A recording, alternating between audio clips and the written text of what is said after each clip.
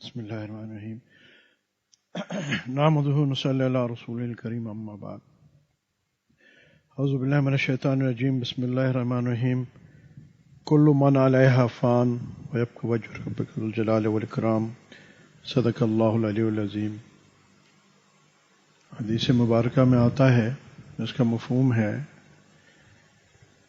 کہ دنیا کی محبت خطاؤں کی جڑ ہے۔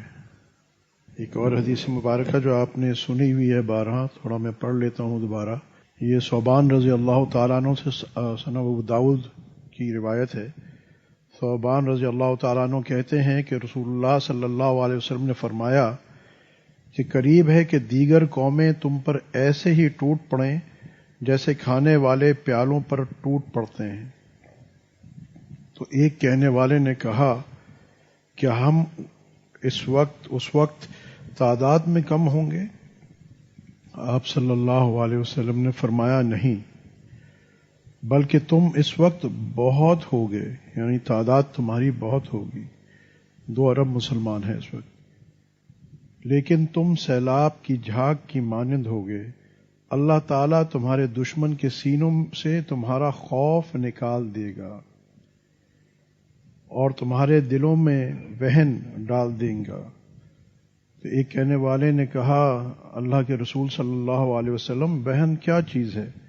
آپ صلی اللہ علیہ وسلم نے فرمایا، یہ دنیا کی محبت اور موت کا ڈر ہے۔ علامہ اقبال رحمۃ اللہ علیہ 2 شعر ہیں، یہ ذرا ذہن میں نقطے رکھیے گا۔ فرماتے ہیں کہ تندیے بادغ مخالف سے نہ گھبرا اے عقاب، یہ تو چلتی ہے تجھے اور اونچا اڑانے کے لیے۔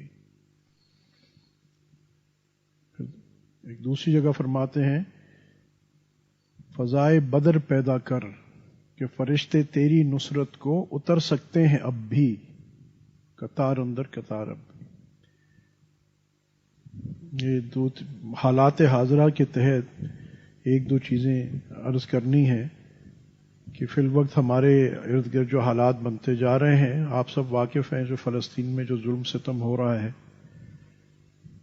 تشخیص کی بھی ضرورت ہے۔ کسی بیماری کا علاج تب ہوتا ہے کہ جب اس کی تشخیص ہو کہ بیماری ہے کیا اور یہ کیوں ہوئی ہے۔ آپ دیکھیں، ڈاکٹر کے پاس آپ جائیں تو سب سے پہلے وہ ایک پرچہ پکڑا دیتا ہے کہ آپ اس کے لیے بلڈ ٹیسٹ کروائیے اور یورین ٹیسٹ کروائیے اور MRI کروائیے اور CT اسکین۔ پہلے وہ آپ کا علاج بھی نہیں شروع کرا، پہلے تشخیص کرتا ہے کہ یہ ہے کیا، بیماری ہے کیا، اس کی وجوہات کیا ہیں، پھر اس کا علاج کرتا ہے۔ اگر کوئی وائرل آپ کو انفیکشن ہے، اس کا علاج الگ ہے۔ اگر کوئی اور انفیکشن آپ کو لگا، اس کا علاج الگ ہے۔ خدا نخواستہ اور کوئی گردے کا عارضہ ہے تو اس کا علاج الگ ہے، مگر یہ تعین ضروری ہے کہ بیماری کیا ہے، اس کی وجوہات کیوں بنی وہ بیماری، اور اب پھر اس کا علاج شروع ہوتا ہے۔ تو پہلی بات، میں نے آیت پڑھی، سورہ رحمان کی آیت ہے، آپ نے بار بار سنی ہوئی ہے کہ کل من علیہا فان۔ یہ ایک بہت اہم پرنسپل ہے۔ اگر اس کو ہم اس کا ادراک کر لیں، اس کی کوگنیسنس حاصل کر لیں، اس کو سمجھ آئیں تو ہمارا مسئلہ ہی حل ہو جائے کہ کل من علیہا فان۔ یہ سب we live in a virtual reality. Virtual reality میں قرآن کہتا ہے نا، سورہ کہف میں غالباً کہ دنیا تو المال والبنون زینۃ الحیات الدنیا، اور دوسرا دنیا کو کہا گیا یہ تو دھوکے کا گھر ہے، یہ تو ہے ہی دھوکہ، کیونکہ یہ چند روزہ ہے، اس نے ختم ہو جانا ہے۔ اب یہ ایک بڑا پرنسپل پوائنٹ ہے، کیونکہ جب ہمیں یہ پتہ چل جائے کہ اس چیز نے اتنا آرتن رہنا ہے، ختم ہو جانا ہے، تو ہم اس کے لیے اتنی ہی محنت کریں گے، اتنی پریشان ہوں گے اس چیز کے لیے۔ بالکل آرتن تھوڑی سی چیز ہے۔ پھر یہ تو حدیث مبارکہ سامنے آئی، ایک کہ دنیا کی محبت دیکھیں جب ہم دل سے یہ سمجھتے ہیں کہ اب ہم نے دنیا میں ہی رہنا ہے، من حیث الامت یہ مسئلہ ہے، ساری انسانیت کا مسئلہ ہے کہ ہم سمجھتے ہیں کہ ہمارا یہ جو زندگانی ہے یہی کلی زندگانی ہے، بس اس سے آگے کچھ ہے ہی نہیں. اگر ہے بھی تو ہمیں اس پہ ایمان نہیں ہے، یعنی یقین نہیں ہے. لفظوں سے تو ہم مان لیتے ہیں، زبان سے تو اقرار کر لیتے ہیں، مگر اس پہ یقین نہیں ہے کہ یہاں یہ ختم ہو جانے والا ہے. تو یہاں کے لیے جتنا یہاں رہنا ہے اس کے لیے ضرور محنت کرنی ہے، مگر جو حقیقت ہے وہ اس سے بہت آگے کی ہے.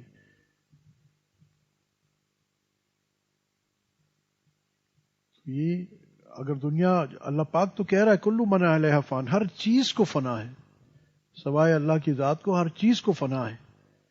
تو فنا کے لیے فنا ہونے والی چیز سے اس قدر محبت رکھنا عقل بھی نہیں مانتی. اور پھر آگے آپ صلی اللہ علیہ وسلم کیا فرما رہے ہیں، پوائنٹ 1 کہ یہ دنیا کی محبت ساری خطاؤں کی جڑ ہے. پھر یہ دوسری احادیث جو آج کے دور میں دیکھیے کتنی آپ صلی اللہ علیہ وسلم کی بات الحمدللہ اس میں تو کوئی شک ہے ہی نہیں، ہمیشہ ہی سچ تھی، ہے اور رہے گی. آج کیا معاملہ ہے ہمارا، یہ جو فلسطین میں ہو رہا ہے آج کیا معاملہ ہے؟ آپ دیکھیے کیا ہماری تعداد مسلمانوں کی کم ہے؟ نہیں. کیا اس وقت مسلمانوں کے پاس پیسہ کم ہے؟ عام طور پہ ہم لیک آف ریسورسز کو عذر بناتے ہیں کہ جی اس واسطے ہم غلبہ نہیں حاصل، ہمارے پاس فلاں نہیں ہے، فلاں نہیں ہے، فلاں نہیں ہے. اس پہ بھی میں عرض کروں گا. تو آج ہمارے پاس کیا تعداد کم ہے؟ نہیں. کیا پیسہ کم ہے؟ کیا ہتھیار کم ہے؟ آپ امت کے پاس دیکھیے نا، ایٹم بم ہے امت کے پاس. پیسہ آپ دیکھ لیجیے، من حیث الامت اگر دیکھیں کتنا پیسہ ہے، کتنے اسباب ہیں، تعداد ہے، مگر وہی بات آج سب خاموش بیٹھے ہیں. وہاں مسلمان بچوں عورتوں کے ساتھ، جو مردوں کے ساتھ، بوڑھوں کے ساتھ جو ظلم ہو رہا ہے اور ہوتا آیا اتنے سالوں سے، چند لاکھ لوگ یہ ظلم مستقل کرتے آ رہے ہیں اور امت مستقل سوئی پڑی ہے. ابھی بھی آپ دیکھیے کہ ہماری مسلمان حکومتوں میں ساروں میں کسی میں یہ جرت ہوئی ہے کہ اتنا بڑا مسلمان امت کے ساتھ حادثہ ہوا ہے اس کے خلاف کوئی ڈٹ کے بات کرے؟ آپ صلی اللہ علیہ وسلم تو فرما رہے ہیں جس کا مفہوم ہے کہ امت کی مثال ایک جسم کی ہے، کہیں ایک جگہ تکلیف ہوتی تو پورا جسم بے چین ہو جاتا ہے. یہ آپ صلی اللہ علیہ وسلم فرما رہے ہیں اور امت کے بارے میں فرما رہے ہیں. اب ہمیں بھی اگر ہم اس امت کا پارٹ ہیں اور ہم آپ صلی اللہ علیہ وسلم کو امتی کہتے ہیں اپنے آپ کو، تو کیا ہمیں یہ درد محسوس ہو رہا ہے کہ نہیں؟ اگر نہیں ہو رہا تو ہمیں بڑا فکر کی بات ہے. کیا ہم صحیح معنوں میں حقیقی جیسے ایک امتی ہونا چاہیے، کیا وہ امتی کی سٹیٹس یا پوزیشن کے لیے کوالیفائی کرتے ہیں کہ نہیں؟ آج آپ دیکھ لیجیے نا، کسی کے دانت میں درد ہو تو کہے گا جی رات بھر سویا نہیں، میری دانت میں درد تھا. بھائی تیرے دانت میں درد تھا، تیرا ہاتھ صحیح تھا، پیر صحیح تھا، آنکھیں صحیح تھی، ہاتھ صحیح تھے، سو جاتا. وہ کہتے جی دانت میں درد تھا، بے چین رکھا ساری رات، سو نہیں سکا. ایک جگہ درد ہوتی نا، مگر سارا جسم بے چین ہو جاتا ہے. آپ صلی اللہ علیہ وسلم نے یہ امت کی ڈسکرپشن بتا دی کہ یہ یعنی اگر تم امتی ہو تو تمہارے میں یہ صفت موجود ہونی چاہیے، اگر نہیں ہے تو دیکھو کوئی کمی رہ گئی ہے. آج بے حسی کی میں بات کرتا ہوں، پہلے ہم اپنی بے حسی سے شروع ہو جائیں. کل کرکٹ میچ تھا، سارے شہر میں کیا عالم ہوگا، ہر کوئی کرکٹ میچ دیکھ رہا ہے، اسے میں مشغول ہیں. ایک کھیل ہے، مگر اس وقت امت پہ کیا حال آیا ہوا ہے کہ وہاں ہزاروں لوگ بھوکے پیاسے، بغیر ادویات کے، بغیر صحیح معالجوں کے پڑے ہوئے ہیں، اور وہاں سے ان کو باقاعدہ دھمکایا نہیں، کہا جا رہا ہے کہ اب ہٹو ورنہ ہم تم پہ اور ظلم کریں گے. اور ہٹ کے کہاں جائیں؟ اور امت میں سے کون ہے؟ ایک ملک بتا دیجئے. یعنی ملک چھوڑ دیجئے، ہم کیا یہاں پہ ہماری ایک بھی عادت ہے کہ ہم ہر چیز اپنے حکمرانوں پہ ڈال دیتے ہیں. میرا اور آپ کا دیکھ لیجیے، مجھے اور آپ کو کتنا درد ہے. ہمیں اس بات کا زیادہ درد ہے کہ آج کرکٹ میچ میں پاکستان جیت گیا یا ہار گیا، یا فلانے نے اچھی بیٹنگ کی یا بری بیٹنگ کی. کبھی ہم نے سوچا ہے کہ یہ ہمارے ساتھ بھی ہو سکتا تھا، یہ ہمارے بچے بھی ہو سکتے تھے؟ کبھی یہ سوچا ہے، ایک منٹ کے لیے سوچو کہ کیا کل آپ صلی اللہ علیہ وسلم، یہ نہیں تخیل میں، آپ صلی اللہ علیہ وسلم کل کرکٹ میچ دیکھ رہے ہوں گے؟ میں صرف سمجھانے کے لیے آپ کا عرض کر رہا ہوں. اگین میں بار بار کہتا ہوں، فقیر کا مقصد کبھی تنقید نہیں ہوتا، ٹونٹنگ نہیں ہوتا. ہمیں سیلف ریئلائزیشن اپنے اندر جھانکنا ہے، اور جو کمی کوتاہیاں ہیں ہماری اس کو صحیح کرنا ہے. مقصد ایک دوسرے پہ تان نہیں ہے، تان کر کے کہیں ہم پہنچیں گے نہیں. مگر ایک منٹ آپ سوچو نا، تخیل کہ کل آپ صلی اللہ علیہ وسلم روز اقدس پہ کس فکر میں ہوں گے؟ آپ صلی اللہ علیہ وسلم امت کے لیے تو ہر وقت فکر مند ہوتے ہیں، اور اب جب ایسا معاملہ آیا ہوا ہے، آپ صلی اللہ علیہ وسلم کرکٹ میچ دیکھ رہے ہوں گے، لایانی میں پڑے ہوں گے. ان للہ و انا الیہ راجعون. نعوذ باللہ، یہ تو ممکن ہی نہیں ہے. مگر میں صرف سمجھانے کے لیے، آج ہمارا کیا کام ہے؟ میں یہ نہیں کہہ رہا کہ ہم بالکل ہر چیز چھوڑ دیں، نہیں، مگر ہم نے اس بات کے لیے کتنی فکر کی، کتنا تدارک کیا. تدارک ہم میں سے ہر ایک کر سکتا ہے، اور حقیقت میں آج جو حال آیا ہے اس حال میں لانے میں میرا آپ کا سب کا ہاتھ ہے، کسی ایک دو کا نہیں، ہم سب کا ہے. کیونکہ یہاں جو حدیث مبارک میں آیا ہے نا کہ جب تمہارے نزدیک تمہاری تعداد تو بہت ہوگی، مگر موت کا ڈر تمہارے اندر سے چلا جائے گا، اور دنیا کی محبت غالب آ جائے گی. آپ دیکھیں، ہم اپنے آس پاس نہیں دیکھتے کہ جو منصف ہے وہ انصاف بیچ رہا ہے، اس کو موت کا ڈر نہیں ہے. جو حکمران ہے وہ اس طرح قیامت کی نشانیوں میں حکمران مملکت کے مال کو اس طرح سمجھے گا جیسے مال غنیمت ہے. اس کا مطلب ہے دو چیز کا اس کو احساس نہیں ہے. ایک مطلب پہلی بات، اس کو موت کا احساس نہیں ہے، اور دوسرا اس کو دنیا کی محبت اتنی غالب آ چکی ہے کہ جانتا ہے میں نے مر جانا ہے،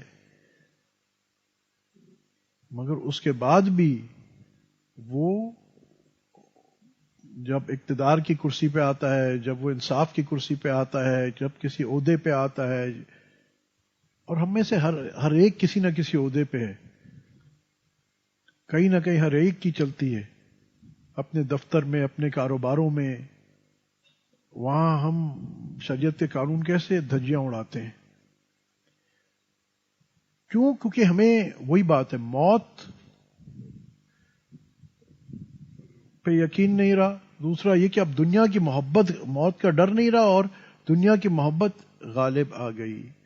اور اس کا، جیسے میں عموماً کہتا ہوں، سافٹ ویئر ویسے چلتا ہے جیسے اس کو پروگرام کیا ہے. اللہ سبحانہ تعالیٰ فرما رہے ہیں رسول اللہ صلی اللہ علیہ وسلم کی زبان مبارک سے کہ اس کی پروگرامنگ ایسے ہے کہ جب تم یہ کرو گے تو کفار کے اوپر تمہارا روب نکل جائے گا. ایک زمانہ تھا کفار کے اوپر مسلمانوں کا روب ہوا کرتا تھا، وہ ڈرتے تھے مسلمانوں سے. آج آپ خود سوچئے نا کہ اگر ایز اے امت دیکھا جائے، اتنا پیسہ، اتنی فوج، اتنے اسلحے، مگر نہیں ڈر رہے نا. وہ کیے جا رہے ہیں جو ان کو کرنا ہے، ظلم پہ ظلم کر رہے ہیں. انسانی حساب سے یہ جو ہو رہا ہے، اس کو اگر مسلمان نہ بھی ہوتے وہ پھر بھی انسانی حساب سے کتنا بڑا ظلم ہے، اور ان کے ساتھ فلسطین والوں کے ساتھ کتنے عرصے سے ہو رہا ہے.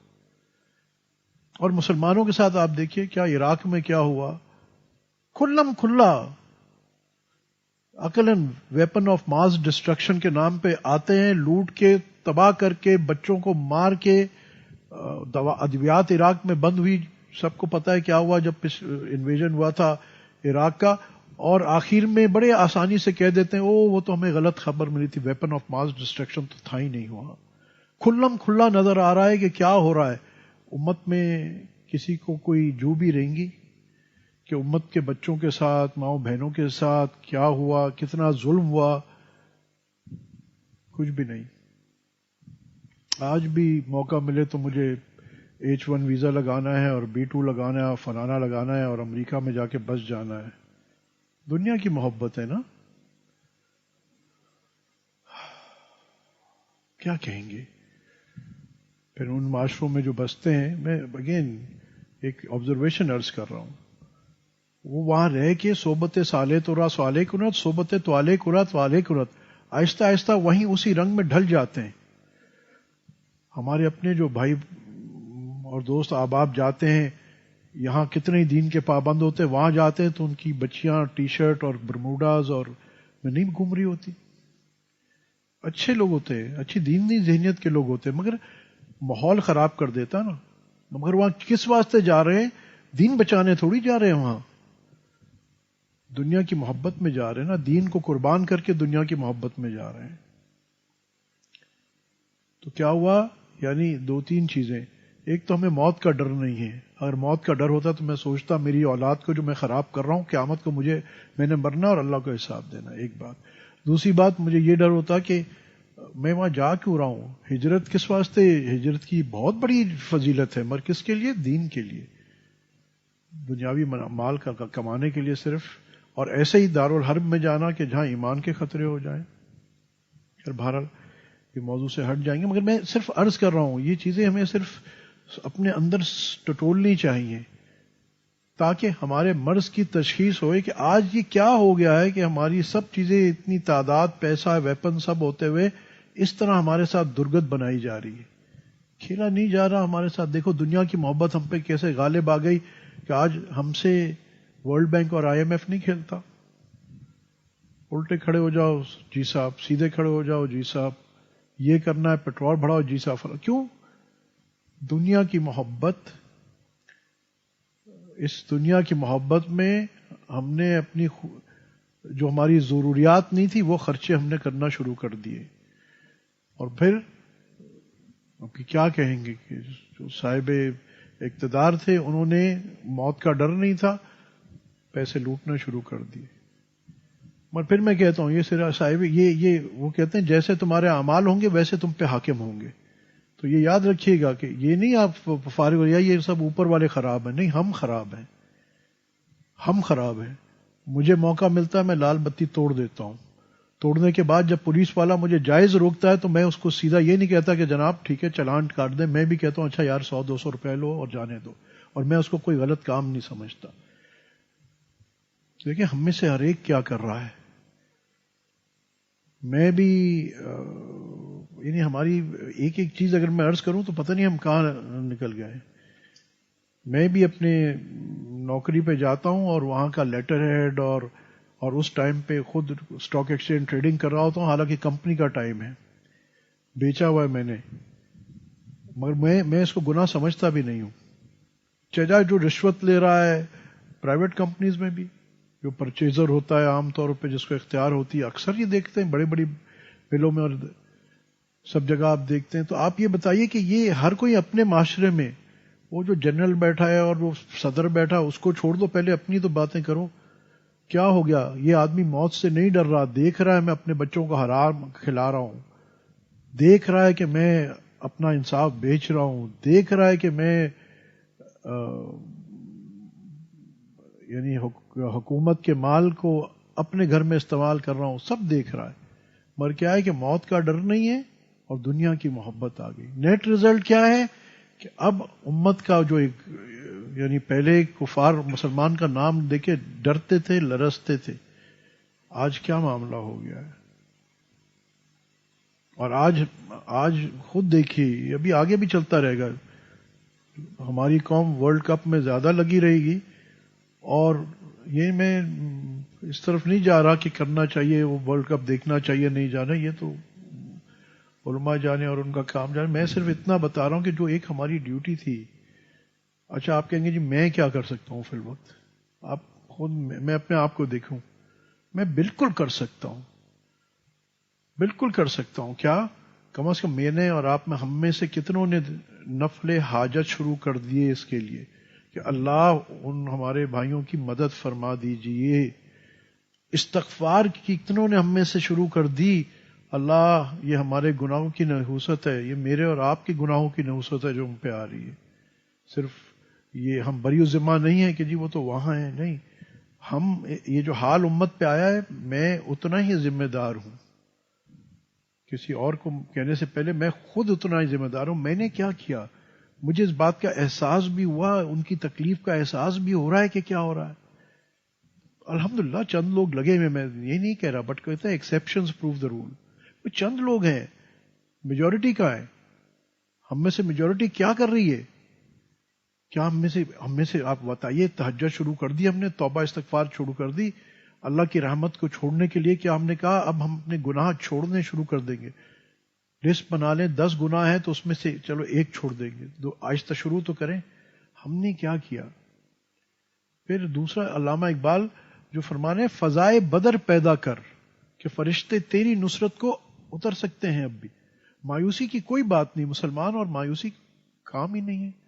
کیوں نہیں؟ اللہ کیا بدل گیا ہے؟ نعوذ باللہ. اللہ کی طاقت کیا بدل گئی؟ جو اللہ رب العزت بدر کے میدان میں موجود تھے، تو کیا آج وہی رب نہیں ہے ہمارا؟ اس کی وہی طاقتیں نہیں ہیں؟ مگر اس کے لیے شرط ہے، اللہ پاک کی شرط ہے کہ فضائے بدر پیدا کر. بندے تو مجھے، میرے ساتھ ایسا تعلق، توکل، میری ایسی اطاعت کر، پھر دیکھ اسباب کچھ بھی ہوں، فتح تیری ہوگی. امت کو آپ صلی اللہ علیہ وسلم سارے سولوشنز بتا کے گئے ہیں. کٹن سے کٹن حالات میں ہمارے پاس سولوشن کیا ہے. اچھا، یہ میں تھوڑا اس کو الیبوریٹ کر دوں کہ چاہے آپ کے گھر کے پرابلمز ہیں، خاندانی پرابلمز ہیں، یا ہمارے شہر کے مسائل ہیں، حل ساروں کا یہیں رکھا ہے، اور حل ساروں کا ہمارے اپنے پاس ہے. ہمیں وہ اپنے حل ہمارے اندر اللہ نے رکھا ہے. جب تعلق مع اللہ، رجوع اللہ پیدا ہوتا ہے تو اللہ کی مدد آتی ہے. اللہ پاک لوگوں کے دلوں کو بدل دیتے ہیں. مطلب ایک مثال دے رہا ہوں، اگر خاندان میں نا اتفاقی ہے مثال کے طور پہ، تو نا اتفاقی کیا ہے کہ دلوں میں رنجشیں اور توڑ ہیں. دلوں کو بدلنے والا کون ہے؟ اللہ پاک فرماتے ہیں، جس کا مفہوم ہے کہ حدیث مبارکہ میں، کہ تمام مخلوق کے دل جو ہیں اللہ پاک کی 2 انگلیوں کے بیچ میں ہیں. تو یہاں میں نے مثال دی کہ اگر آپ چاہتے ہیں کہ آپ کی گھریلو مسائل اور یہ حل ہوں، تو بھی رجوع اللہ. آج ہم سمجھتے ہیں کہ اگر ہم دین پہ چلنا شروع ہو جائیں گے تو ہماری مشکلات میں اضافہ ہو جائے گا، ہماری کاروبار میں، ہماری نوکریوں میں مسائل پیدا ہوں گے. یہ ہمارا اس پہ یقین اسی پہ ہے حقیقت میں. واللہ خیر الرازقین، اس پہ ہمارا یقین نہیں ہے کہ ایکچوئل رزق دینا کس نے ہے. اگر اس کو ناراض کر رہے ہیں اور پھر ہم ایکسپیکٹ کرتے ہیں کہ ہمیں تو رزق ملے گا، اور ہم کہتے ہیں ناراض کریں گے تو اس سے رزق ملے گا. عجیب بات نہیں ہے؟ جس سے لینا ہے، اب ہم سمجھتے ہیں کہ جس سے لینا ہے اس کو ناراض کریں گے تو رزق ملے گا. چلو اگر ناراض کر کے وہ رزق دیتا ہے تو اگر تم اس کو راضی کر لو گے تو کتنا رزق ملے گا. اچھا، اللہ پاک قرآن میں خود کیا فرماتے ہیں کہ جس نے تقوی اختیار کیا، ہم اس کے مسائل مفہوم ہے وہاں سے حل کریں گے جہاں سے اس کو گمان نہیں ہے. یعنی اللہ کا وعدہ ہے. اس کی تفسیر میں علماء فرماتے ہیں کہ صرف وہ رزق نہیں کہ ہم رزق اس کو وہاں سے دیں گے جہاں سے گمان نہیں، اللہ کا وعدہ ہے اس بات پہ جو پکی، جو پروون، یعنی کیا کہتے ہیں، جس کے اندر کوئی شک نہیں ہے، جس پہ اللہ پاک خود بتا رہے ہیں کہ تم بندے تقوی اختیار کرو گے، میں تمہارے حل تمام مسائل کے وہاں سے حل کروں گا جہاں سے تمہیں گمان بھی نہیں ہے. ہم وہ راستہ چھوڑ کے ہم اپنی عقل استعمال کرتے ہیں اور اللہ کو ناراضگی کرنے والے اعمال کر کے ہم ایکسپیکٹ کرتے ہیں کہ ہم، اور پھر آخر میں ظاہری بات ہے مسئلہ اپنی جگہ پہ قائم رہتا ہے. پھر ہم کہتے ہیں پتہ نہیں یار میرے ساتھ کیا ہوتا ہے، مسئلہ ہی حل نہیں ہوتا ہے. ایک مسئلے سے نکلتا ہوں، دوسرے مسئلے میں پھٹ جاتا ہوں، دوسرے میں سے تیسرے میں پھنس جاتا ہوں. تو وہی بات ہے کہ آپ نے یہ تو دیکھ لیا کہ میں مسائل میں پھنس رہا ہوں، مگر تشخیص یہ ہوا کیوں؟ یہ میری وجہ سے ہوا ہے کہ میں نے رجوع اللہ چھوڑ دیا، تعلق مع اللہ چھوڑ دیا، اطاعت اللہ اس کے رسول صلی اللہ علیہ وسلم کی اطاعت چھوڑ دی. اب اس کا سولوشن بھی کیا ہے؟ وہی یہ جو باد مخالف ہے یہ اس کو اوپر اڑاتی ہے. دیکھیں نا، اس کے لیے بھی ایک پروٹوکول ہے. باد مخالف، اگر آپ دیکھیں جہاز جو اڑتا ہے وہ ہمیشہ against the wind take of ہوتا ہے، اگینسٹ دا ونڈ، تاکہ وہ اور اوپر جائے. مگر اس کے جو ونگ فلیپس ہوتے ہیں اس کا ڈائریکشن کیا ہوتا ہے؟ وہ ایسا نہیں ہوتا کہ نیچے کی طرف، کہ وہ نیچے کی طرف ڈبکی مارے. اس کے ونگ فلیپس بھی ایسے تھوڑے اوپر کی طرف ہوتے ہیں تاکہ اس کی جو موشن ہو وہ اس کو اوپر لے کے جائے. یہ بھی ضروری ہے، اپنے وم فلیپس کو صحیح رکھنا. آج ہمارا مسئلہ یہ ہے کہ ہم کہتے ہیں کہ جی ہاں جی اب یہ جو بھی حال آیا امت پہ یہ وقت تو گزر جائے گا. حدیث مبارکہ میں یہ ساری پیشن گوئیاں آئی ہیں، آہستہ آہستہ قرب قیامت کی وہ ساری چیزیں ہوں گی، اور آخر میں اسلام کو غلبہ بھی ہوگا، سب کچھ ہوگا. صرف سوال یہ کہ میں اور آپ کہاں ہوں گے. اسلام ہمیشہ سے عروج والی چیز ہے، اور مسلمانوں کو آخر میں غلبہ بھی ہوگا. عیسیٰ علیہ السلام آئیں گے، وہ سب کو پتا ہے، وہ تو سب ہوگا، مگر میں اور آپ کہاں ہوں گے. اس وہاں تک پہنچنے کے دوران میرا اور آپ کا کیا کردار ہوگا، میں اور آپ کیا، ہم تو اس کے جواب دے ہوں گے نا. چاہے دین پھیل رہا ہے یا نہیں پھیل رہا، میں کیا کر رہا ہوں، کبھی ہم نے سوچا ہے؟ آج درخواست اب یہ ہے تھوڑا سا پریکٹیکل سٹیپس. میں ہمیشہ کہتا ہوں مقصد ہمارا جمع ہونے کا یہ ہے کہ ہمارے اندر کوئی تبدیلی آ جائے، صرف باتیں نہیں. تو اب جیسے پچھلی بار میں نے عرض کیا تھا آپ کو کہ پورے ہفتے اللہ کرے یہ عادت بنی رہے کہ شکر گزاری کی. قرآن کی آیت تھی نا، اگر تم شکر کرو گے تو ہم تمہاری نعمتیں بڑھا دیں گے، اور اگر تم ناشکری کرو گے تو ہمارا عذاب عظیم ہے. تو اب میں نے عرض کیا تھا کوشش کریں کہ پچھلے ہفتے اور آمدن بھی کہ اپنے ہر چیز پہ شکر ادا کریں. میرے ہاتھ میں درد ہے، شکر الحمدللہ اللہ تو نے باقی بدن کو صحیح رکھا ہے. شکر ہے اللہ تیری ذات سے امید ہے اس درد کی برکت سے تو میرے گناہ معاف فرما دے گا. اللہ میرے سے تو بڑے قصور ہے. یعنی اللہ پاک ہر امر پہ اللہ کا شکر یہ عادت بنائے. ایک دوسرے کے شکر گزار ہوں. جو زمین والوں پہ کا شکر گزار نہیں ہوتا وہ آسمان والے کا شکر گزار نہیں ہوتا. یہ پریکٹیکل چیز اللہ کی رحمت کو کھینچنے والی چیز ہے. اب دوسری چیز جو میں عرض کر رہا ہوں کہ اب دو چیزوں کا ہم نے ویسے ہی استغفار اور درود شریف کا تو سب اب سے درخواست ہے، مگر اب تھوڑا سا اس نیت سے فلسطین کے ہمارے بھائیوں کے لیے خصوصی استغفار اور نفل حاجت کم از کم دن میں 2 نفل حاجت کے پڑھ لیں کہ اللہ پاک ان کی مشکل دور فرمائے اور مسلمانوں کو غلبہ عطا فرمائے کفار یہود و نصارہ کے اوپر. اور اسی طرح تہجد میں جو تہجد پڑھتا ہے وہ تہجد میں ایک نفل میں کئی نیتیں ہو سکتی ہیں، تو یہ حاجت کی نفل کی بھی نیت کر لے یا الگ مستقل پڑھے تو بھی اختیار ہے. اور جو تہجد نہیں پڑھتا اب وہ تہجد پڑھنا اپنے پہ لازم کر لے. کیونکہ یہ وقت اب سونے کا نہیں ہے. یہ وقت جب جنگ ہو جاتی ہے نا تو جو فوج، ویسے تو چھٹی بھی فوج میں مل رہی ہوتی ہے، سب کچھ ہوتا ہے، گولف بھی کھیل رہے ہوتے ہیں، سب کچھ ہو جاتا ہے، پر جب جنگ شروع ہو جاتی ہے تو سب ڈیوٹی پہ ہو جاتے ہیں، 24/7 ڈیوٹی پہ ہو جاتے ہیں. اس وقت جو آس پاس کے حالات بنتے جا رہے ہیں آپ دیکھیے، کیا یہ امن کے حالات ہیں یا جنگ کے حالات ہیں امت کے لیے؟ پتہ نہیں یہ کہ حالات آگے کہاں جائیں گے. تو اب ہمارے سونے کا وقت ہے نہیں.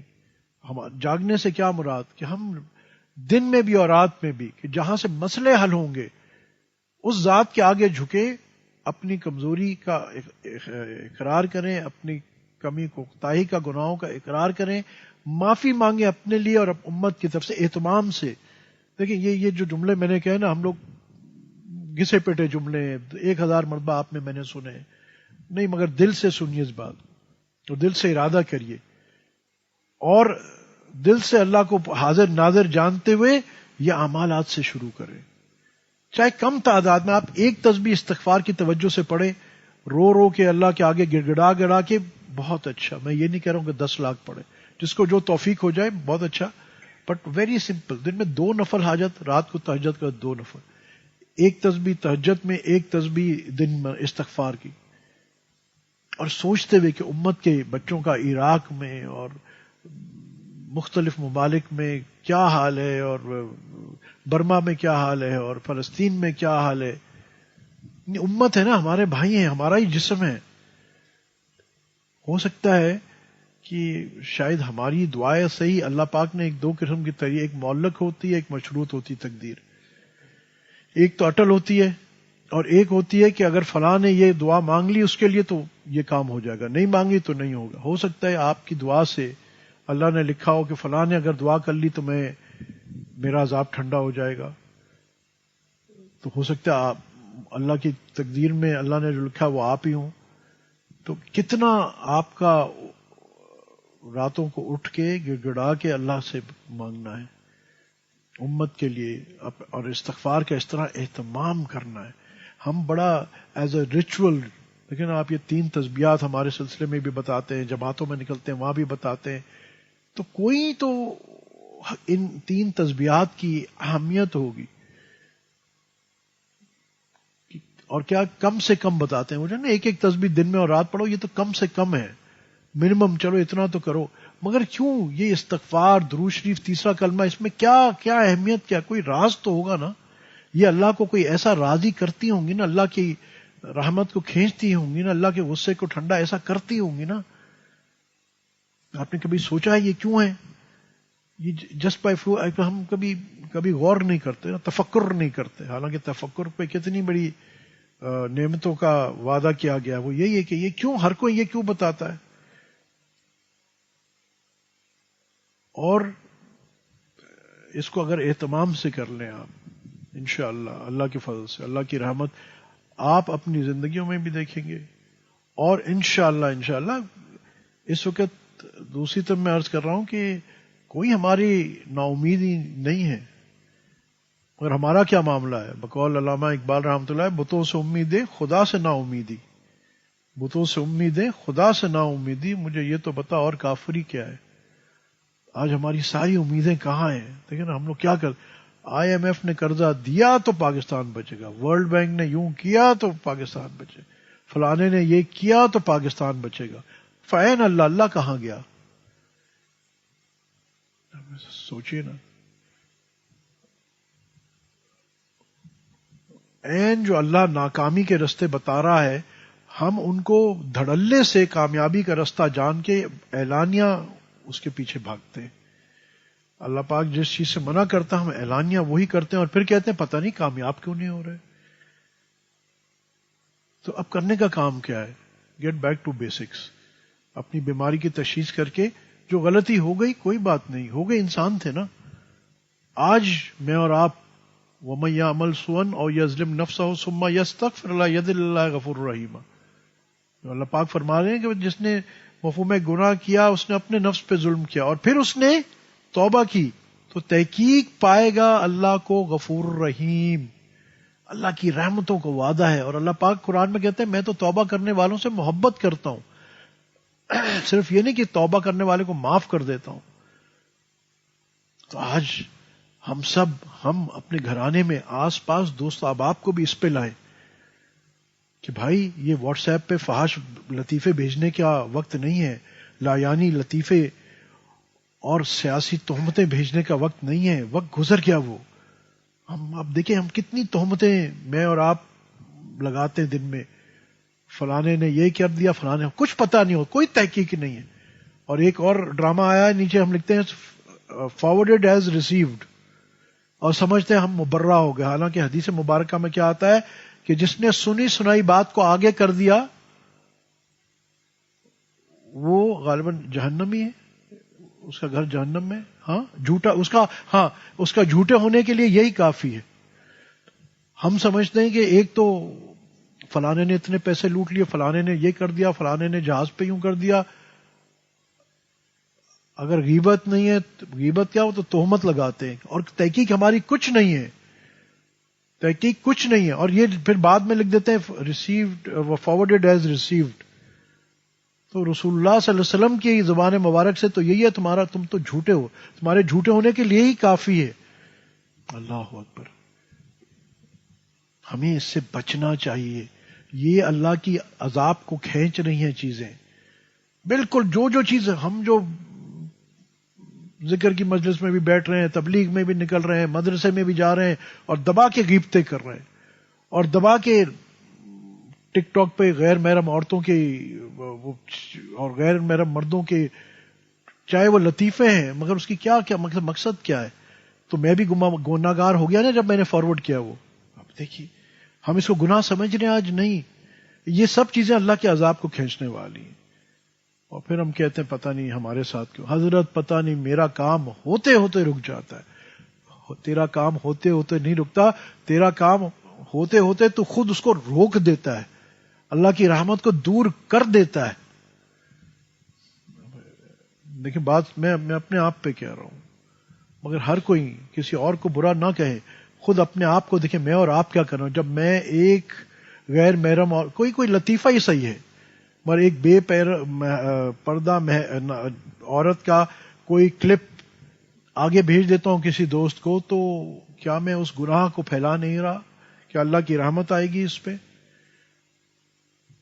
یا کوئی الٹا سیدھا لطیفہ آگے کہہ رہا ہوں، ہم بڑا فخر محسوس کرتے ہیں.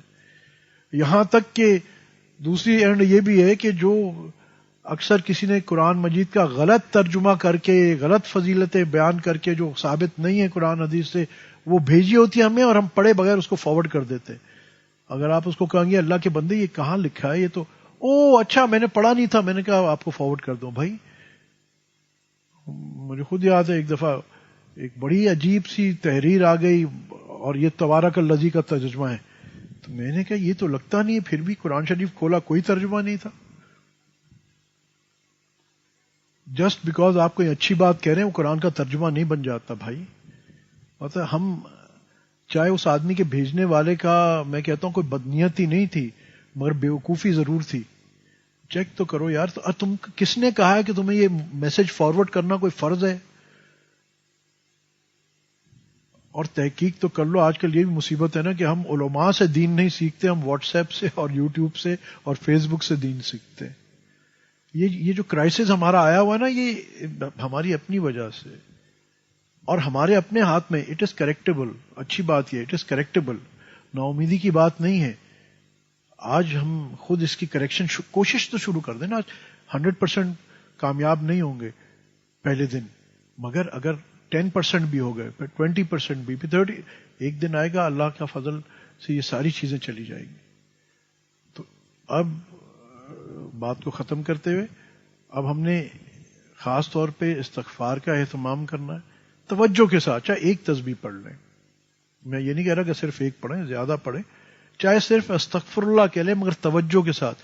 اس طرح باوضو قبلہ رخ، ایسے کہ جیسے اللہ کے سامنے میں بیٹھا ہوا ہوں اور اپنے اور امت کی کمی کوتاہیاں سامنے رکھ کے اللہ سے معافی مانگتے ہوئے. اللہ دیکھو جب آدم علیہ السلام نے کہا ربنا ظلمنا انفسنا وان لم تغفر لنا وترحمنا لنکونن من الخاسرین.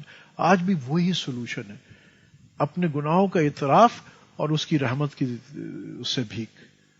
اللہ نے معاف نہیں کر دیا نا، وہ تو رب رحمت الہی بہانہ میں جو ہوتا. اللہ کی رحمت تو بہانے ڈھونڈتی ہے. بندہ مانگ تو لے، رجوع تو کر. آپ صلی اللہ علیہ وسلم کی امتی کو اللہ پاک عذاب کرنا چاہتے ہیں؟ ہرگز نہیں. اللہ پاک کسی بندے کو عذاب نہیں کرنا چاہتے. اللہ کی تخلیق ہے، وہ اللہ کے بندے ہیں. اور چہجا کہ امت محمدیہ صلی اللہ علیہ وسلم جو اللہ پاک کے چہیتے ہیں، حقیقت میں یہ امت تو چوزن ہے نا. ساری امتوں میں سے اللہ پاک نے انسانیت میں سے یہ امت چنی ہے. سب سے پہلے آپ صلی اللہ علیہ وسلم، پھر انبیاء، پھر صحابہ، پھر امتوں میں سے یہ امت چنی گئی، یعنی ساری امت. تو اللہ پاک مجھے اور آپ کو تکلیف دینا چاہتا ہے، عذاب کرنا چاہتا ہے؟ نہیں. بہرحال ان چیزوں کا ہم اہتمام کر دیں. اب 2 نفل یاد سے ملا لیجئے، بہت آسان. آپ مغرب کی نماز پڑھتے ہیں، اس پہ 2 نفل پڑھتے ہیں. آپ اس میں نماز حاجت کی بھی نیت کر لیں. ایک نفل میں کئی نیتیں ہو سکتی ہیں، تو آپ کو کوئی ایکسٹرا بوجھ بھی میں نہیں بتا رہا ہوں. تہجد میں بھی نیت کر لیں، تہجد کے ساتھ حاجت کی. اچھا کوئی بیچارہ اگر کسی وجہ سے رات کو نہیں اٹھ سکتا تو سونے سے پہلے 2 رکعت اس میں تہجد کی بھی نیت کر لے اور نماز حاجت کی بھی نیت کر لے، تو 1 درجے اس کی تہجد بھی ہو جائے گی. اور یہ تو ہر کوئی کرے ویسے بھی عادتاً، تاکہ وہ انشاءاللہ وہ بھی تہجد پڑھنے والوں میں اس کا شمار ہو جائے گا.